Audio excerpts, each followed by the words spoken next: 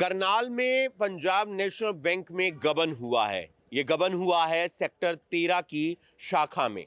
गबन कोई 1 लाख 2 लाख रुपए का नहीं है, बल्कि तकरीबन 60 लाख रुपए का है।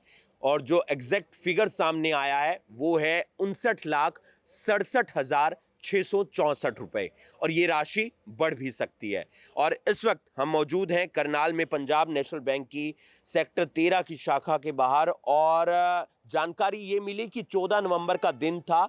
जो कैशियर आरोपी है गितेश बरेजा, वो कैश बुक पर साइन करवा लेता है उप प्रबंधक के। साइन इसलिए हो जाते हैं क्योंकि जो सिस्टम की राशि थी और रजिस्टर की राशि थी वो दोनों सेम थी, लेकिन जब उसे कहा जाता है कि कैश चेक करवाया जाए तो वो आनाकानी करने लगता है, मना कर देता है। उसके बाद उसको सख्ती से कहा जाता है कैश चेक करवाया जाए, और उसके बाद जब कैश चेक होता है तो वहां पर पूरी राशि नहीं मिलती है। वहां पर तकरीबन 2,23,000 रुपए के आसपास मिलते हैं, और जो गायब राशि मिलती है जिसका गबन हो चुका था वो थे 59,67,664 रुपए। ये कैश कहां चला गया? क्या ऑफिस के वक्त चला गया? क्या आगे पीछे चला गया? इस बारे में अभी जानकारी नहीं है। इसके लिए बैंक की टीमें भी काम कर रही है और पुलिस की टीमें भी काम कर रही है, क्योंकि जो मैनेजर हैं उनकी तरफ से शिकायत दर्ज करवाई जाती है उस आरोपी कैशियर गितेश बरेजा के खिलाफ, जिसके बाद गितेश बरेजा को गिरफ्तार कर लिया गया है।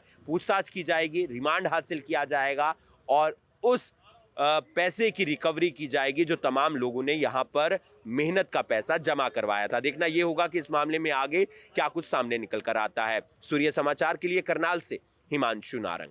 करनाल में पंजाब नेशनल बैंक में गबन हुआ है। ये गबन हुआ है सेक्टर 13 की शाखा में। गबन कोई 1 लाख 2 लाख रुपए का नहीं है, बल्कि तकरीबन 60 लाख रुपए का है। और जो एग्जैक्ट फिगर सामने आया है वो है 59,67,664 रुपए, और ये राशि बढ़ भी सकती है। और इस वक्त हम मौजूद हैं करनाल में पंजाब नेशनल बैंक की सेक्टर 13 की शाखा के बाहर, और जानकारी ये मिली कि 14 नवंबर का दिन था।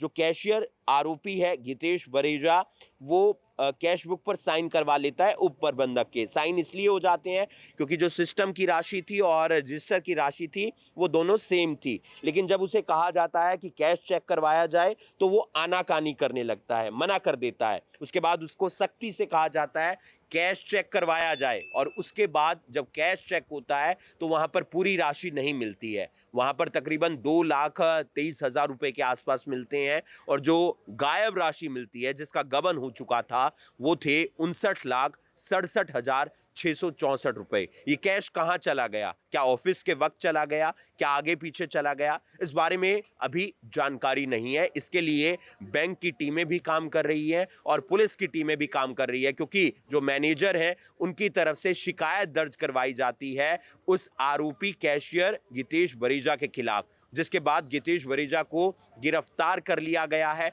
पूछताछ की जाएगी, रिमांड हासिल किया जाएगा और उस पैसे की रिकवरी की जाएगी जो तमाम लोगों ने यहां पर मेहनत का पैसा जमा करवाया था। देखना यह होगा कि इस मामले में आगे क्या कुछ सामने निकल कर आता है। सूर्य समाचार के लिए करनाल से हिमांशु नारंग।